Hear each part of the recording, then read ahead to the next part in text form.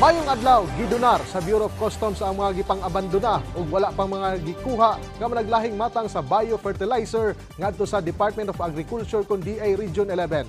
Gilangkuban kini sa spreadable soil microbes, potassium humates, AMF Premium Agricultural Blend Soil Microbes ug Trichoderma Plus Blend AMF Soil Microbes. Nakatakda kining gamiton sa DA Research 11 sa ilang on-station field trials alang sa pagpalambo sa uma gamit ang natural nga proseso.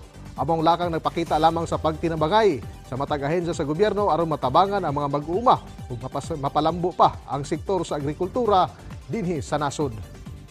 Samtang moabot sa usa ka gatos ka mga runners ang nitambong sa gilunsan nga Independence Run niadtong Miyerkules, Hunyo 12, nga gipahigayon diha sa lanang ning syudad. Gipanguluhan kini sa usa ka non-government organization sa tumong nga pagselebrar sa kasumaran sa Pilipinas pinaagi sa physical exercise nga running ug maghiusa ang mga runners sa maong selebrasyon. Din ang ubang runners nagbitbit usab og mga Philippine flag. Kini na ay ka-12 nga edisyon sa pagpahigayon sa mong libre nga aktibidad. Din aduna kini tulo ka kategorya, mao ang 6K, 12K ug 24K. Nagsugod kini alas 3 sa kadlawon ug natapos pasado alas 7 sa buntag.